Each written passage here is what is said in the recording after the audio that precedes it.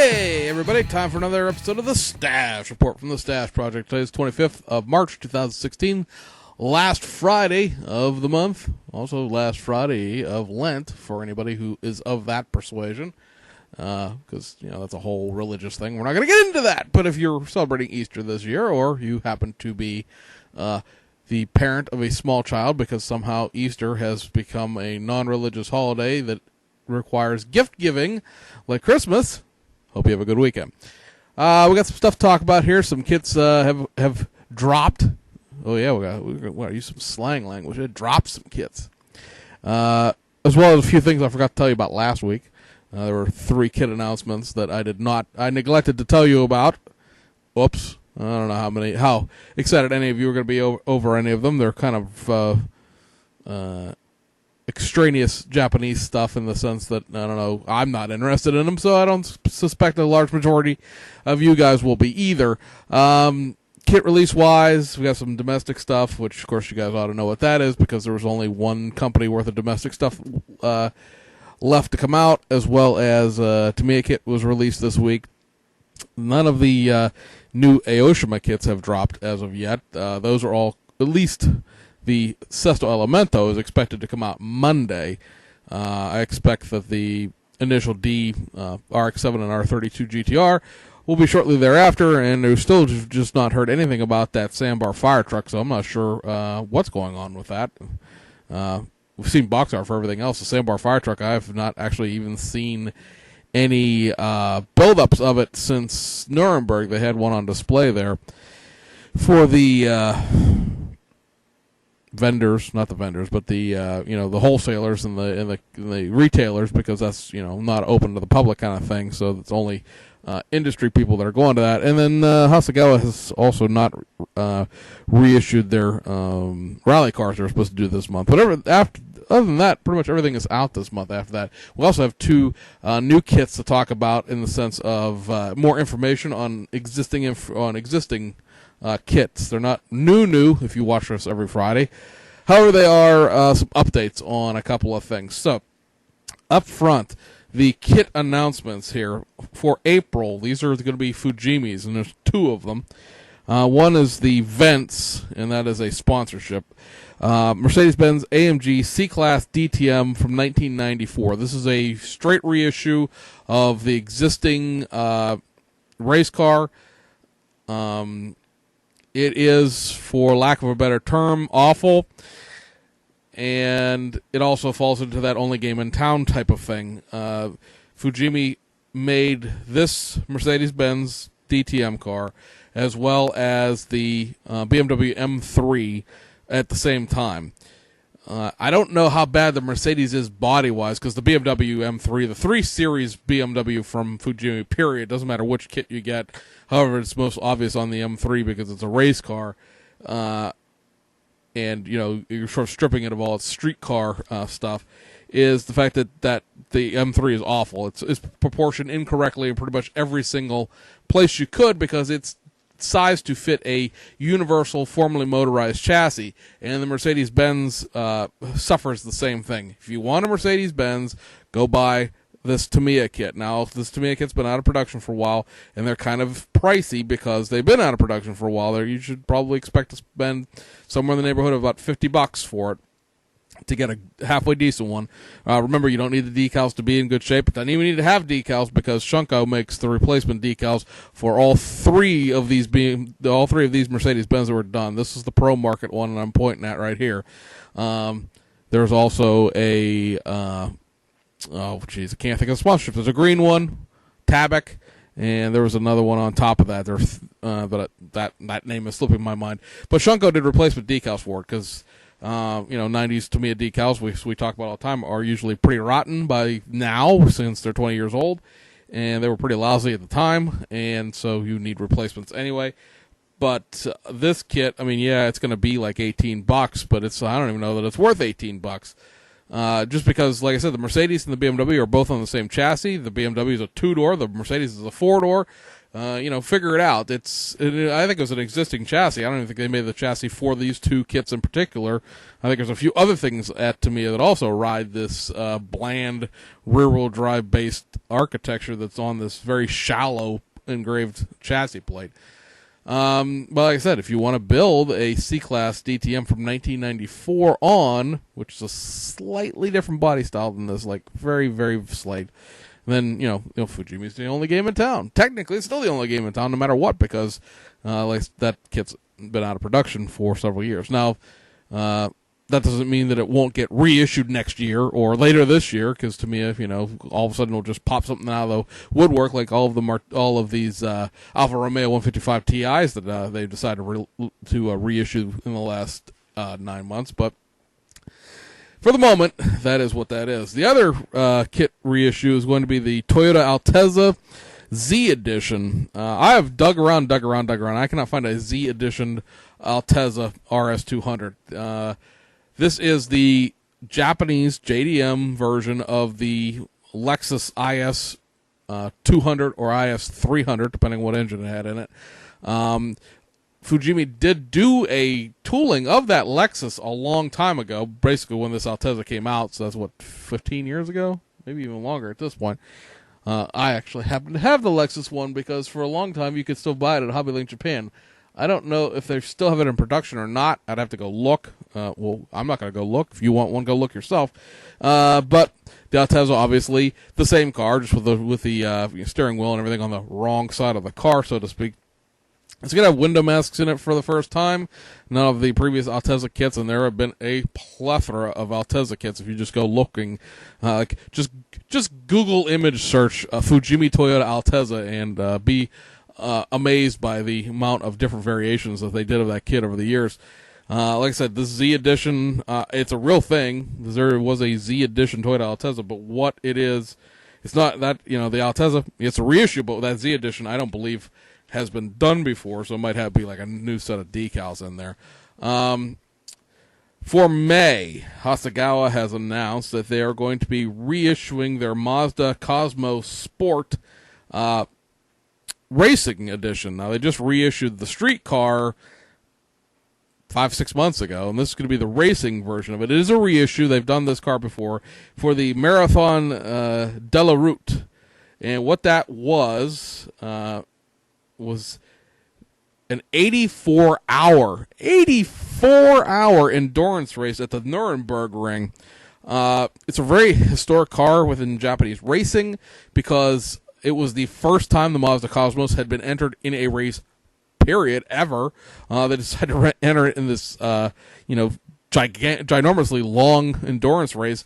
Of course, the Cosmo, the first car that Mazda did with the rotary engine in it, several of them did break down and drop out, but the one that is modeled in the kit came in 4th overall. So that was quite the achievement for Mazda back in the, I guess it would be late 60s. And this is, like I said, it's a replication of the car that finished 4th, and like I said, it's been done before in the sense of, in the course of things, they've done this issue before, so it's just a reissue of an existing kit. And that, like I said, is for May. Now, 2 kits we talked about in the past that we got a little bit more information on. One is more of a tease than information, and that is this. This is obviously a BMW M3. And you can see, if you look hard enough there's a BMAX logo stamped over top of it because this came from their Facebook page. This is their tease. This will probably be the thing they show at the Shizuoka, I guess it's the Shizuoka Hobby Show. I was going to say toy and hobby, but I think it's just a hobby show. And that's coming up in May, which I realize is not around the corner necessarily, but it is April here shortly, so May is not that far. It's only about a month and a half away. I expect we'll see, if not a built version of this, at least a much more updated version. A lot of people have been like, oh, well, I still don't like this kit because the pictures you see online of this kit, for the most part, unless there's some that I haven't seen lately, are of the original, rapid prototype teaser that they put out at Shizuoka last year. I assume in the intervening year they've, come up with an actual plastic injection model kit. It's interesting this thing has Warsteiner logos on it because that's a beer company, and traditionally speaking, you can't have super evil beer, but maybe they've got, some special licensing out of it. It's got DECRA decals, so this is a DTM version. BMW M3 was raced in pretty much every single division that BMW could shove it into in the late 80s and early 90s. There are already 5 existing liveries for the BMW M3 from Studio 27. Those are obviously designed to fit the Fujimi kit. But I can say with full authority that there's pretty much nothing BMAS can do to this kit to make it worse than the Fujimi kit that it's going to thankfully shove out of the shelves of pretty much everybody except the most relentlessly cheap modeler out there. Because, this is going to end up costing a little bit of change. Allegedly, now how true the figure is, I don't know, but allegedly the licensing fee for this was in the mid-6 digits euros. So that's what they're taking sort of a flying leap here, and this could, theoretically speaking, make or break BMAX in this kit. We've talked about before, the Cruise has not done as well as they thought it would, and there was a huge licensing fiasco with that. I'm happy to see that BMAX went ahead and paid the piper, whatever the figure was, to get this kit out in the future. Obviously, we'll know more about it, like I said, probably next month or in May.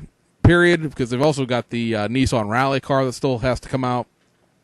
So those are the 2 current, projects that BMAX has rolling around right now. I know of like 5 more projects that are going to be pretty much blow a few people's doors off. I think in the terms of unexpected kits that you're going to get.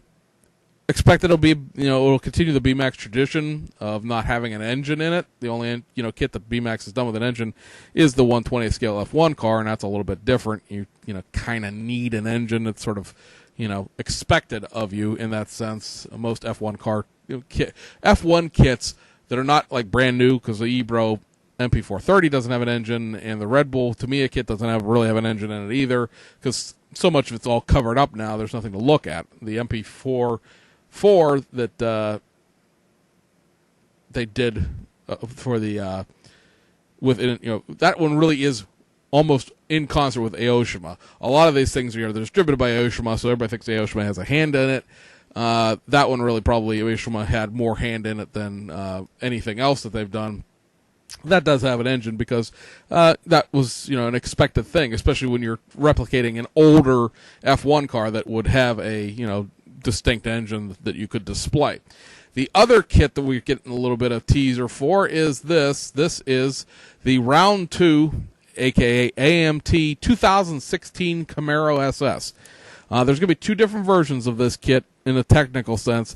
They'll both be basically the same thing, but there's going to be a molded in black snap-tight kit, which will basically just be an unassembled promotional model, or at least in the vein of the showroom replica series that AMT did with the 2010, 11, 13 Camaro, as well as the 2008 through 2013 Corvette, and the 2009 to 2011 Challenger. This is going to be a full detail kit from what Round 2 is saying.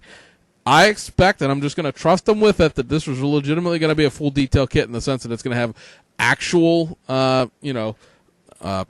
chassis and actual real chassis pieces. It's it's not going to be wire axles front and back. It's not going to be full detail the way the Revell 2013 ZL1 pre-paint is full detail, where it's got 5 pieces of suspension and everything else just rolls through.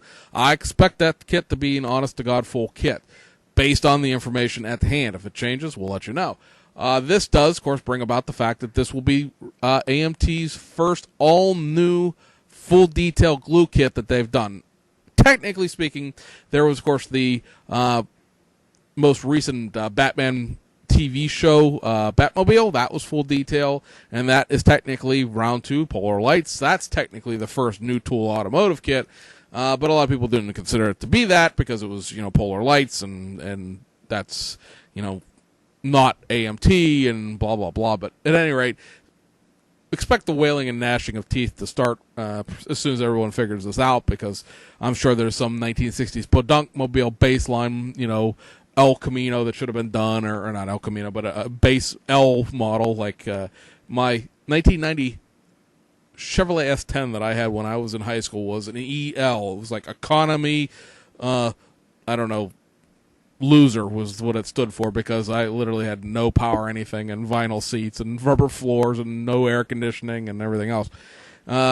Or some 70s land yacht, because that seems to be real popular. Oh, then you make a Cordoba or something. No, they're going to make a Cordoba. Shut the hell up. It'd be interesting to see if they do more, if this kit is successful, and, it's not a total flop in the way it assembles or anything else like that. It'd be interesting to see if they do more. Could get the first honest full detail Corvette. We could finally get maybe a new Mustang instead of dicking around with that stupid build and play.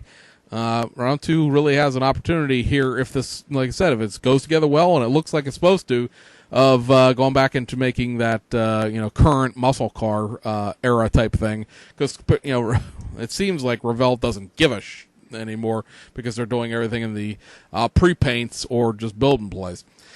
So that'll take us into our kit releases for this week. We have 3 domestic, 1 import. 3 domestic, all from your friends down in Dillon, Florida, and they are going to be the Mobius kits. This is the 1965 Plymouth Belvedere 1. Very sedate-looking family sedan on the box art here, but that's not what you're going to get in the actual kit, because the kit does not come with any kind of base motor. It's got a max wedge in it. Now, this kit has caused a great deal of consternation upon online forums, especially upon the self-appointed Mopar experts, because it's not an actual A990 drag package. That should have a Hemi, and it doesn't have the right seats, and blah, blah, blah, blah, blah, blah, blah. And this is why you need to pay attention to what the model companies are actually saying, not what you think they said, or what you heard they said, or what some guy told you at the model club, because this was never going to be an A990 drag car, and they said that much. It is sort of a day 3 restoration, or a severely modified original car, however you want to look at it. Obviously, you have the new interior and the new body. That's the post-sedan style rather than the hardtop. You got the max wedge engine here, replacing, what was it, a 383 or whatever was in the Satellite.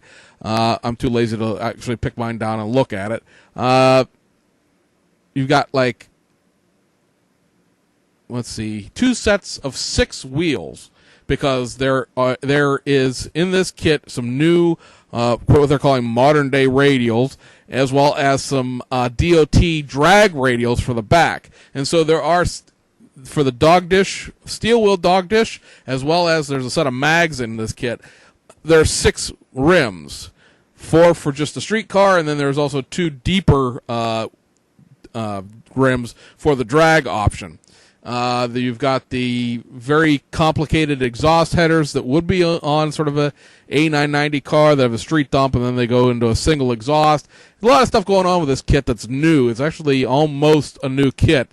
Obviously, the chassis itself and most of the suspension pieces and things like that are all going to carry over, and there's probably, as many trim pieces and things like that as well.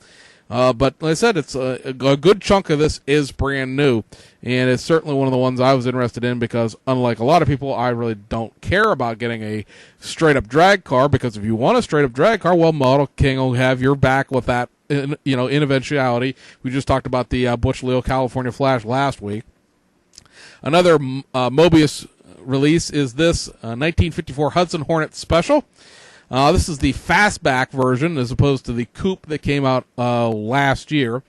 This does not, unlike what we were led to believe originally, come with all the drag parts. There's going to be a separate, I believe, Model King reissue of this kit, basically, with drag racing parts for the Junior Dragster that was owned by the president of Mobius's father back in the day.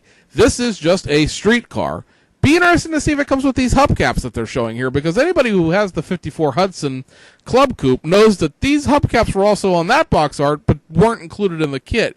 You only got the wire wheels. So I don't know if you're going to get wire wheels with this or not, because the Hudson Hornet Special is sort of like the bottom basement, what would be an economy car back then. It was pretty much stripped down. If you really, just freeze this image on YouTube and pull your 54 Hudson Club Coupe down, you'll notice that there's way less chrome on this, way less detailing. The front bumper guards are way smaller. Like I said, it was just a stopgap, basically, because in 1954, Hudson was in the process of going bankrupt and being sold to Nash Kelvinator. And lastly, the last of the Mobius kits, this is the Model King version of the 1970 F100 custom short bed. I'll tell you right now, I blatantly stole this off of Model King Mountain on eBay because I couldn't find a good large picture of the box art in the way that these are. These are just the box art with nothing in the background. So this is the biggest picture I could find. So it is what it is. I blatantly stole. I admit it. I don't know. I don't have this kit in hand because these kits literally just came out some of them today, as far as coming out of distribution and into people's hands. So I don't know exactly what about this is new, other than obviously the new front grille. I think the bumper might be different as well. But beyond that, I don't know what, if anything, is different about this other than, just that. This is still a short bed. It's still a two-wheel drive. It's still a straight six. This is basically the exact same kit reissued with a different front end to it, or a different grille to it anyway. So when we pick this up, we'll take a look at it and see what all is different. Because there really wasn't that many changes made, but year to year with this. The next Model King version that's coming, or not next Model King, next Mobius version that's coming out is a 72 Ford 100 Custom Sport, which is going to be a long bed, I believe two-wheel drive. I think they're going to hold the four-wheel drive one off to the very, very end, because there's supposed to be 5 of these kits altogether when they announced them, and this is number 3, and the 72 will be number 4. And there may be more than that. Who knows? Depends on how well these kits sell, I guess. Model King did sell out of the last ones, the 69. You can find them for a lot of money on eBay. They're not as rare as everybody seems to think they are in the overall sense of things, but the ones that do pop up on eBay are trying to cash in on that rarity. Right now, there's at least 6 people selling this kit on eBay for the regular price a Model King Mobius kit costs. I think they were like $27 or $28 last time around for the 69. Do know that if you do want one of these, go pick one up, because they are making 1,000 less of these than they did the 69. Obviously, being more or less the same kit, you're going to make a little less of them. I think that makes this a 5,000 kit run, because the 69 was a 6,000 kit run. And, like I said, I'm going to grab actually all 3 of these Mobius kits, because I'm just that kind of guy. I have so many. I'm buying Hudsons now at this point because I have all the rest of them, so I might as well get these. Might as well get this one. I don't have the NASCAR kits, but I have all the streetcar kits. And this one, the Belvedere, I actually really am interested in. I could take or leave this, but I'll probably pick it up because, I got the 69. I hope they fixed maybe the glass fit, because if they didn't, why not? Last kit we're going to talk about here, and this is the Tamiya Alfa Romeo 155 V6 Ti Martini-sponsored car. This is the representative of the 1996 International Touring Championship Series car. This will also be what the Bosch one would be if they reissue the Bosch. They're both ITC cars. Just a straight reissue of the existing kit. If you've ever seen one of these in the past, you know what's inside of it. If you haven't, it's a pretty nice kit. It is full detail, has an engine. The whole front end comes off of it, actually, so you can display it that way. Studio 27 just did a brand new carbon fiber detail set for this kit specifically, because, as you may recall, if you're a really, really long-term viewer, the one that fits the 93 kits, the Alfa Corsa and the Jägermeister kit, does not fit the ITC kit, because the ITC kit is actually a completely separate kit. Modeled, mastered after, yes, but the front end is different, the engine is different, the interior is different. There's the back end of it is different, because the 93, 94 kits, the exhaust comes out and sort of goes up in the air a little bit, and there's heat shield material they give you in the kit, and this one, the exhaust just comes straight out. There's only one set of aftermarket decals for that kit, and it's the red Alpha kit. The red Alpha decals, we showed them to you in one of the Stash Project shipping crate videos here recently. I'm trying to think. Oh, the one thing about that, and damn it, I don't have the thing with me, or downloaded, is the fact that there are no Michelin logos in this kit. This is the same problem that the earlier reissues of the Alpha Corsa and the Jägermeister kit have. The Jägermeister kit also doesn't have its shell logos. Taboo Graphics did a fill-in sheet that's like $6 that has the Michelin logos for those two, and then SK decals, if not Taboo as well, but SK decals first to announce.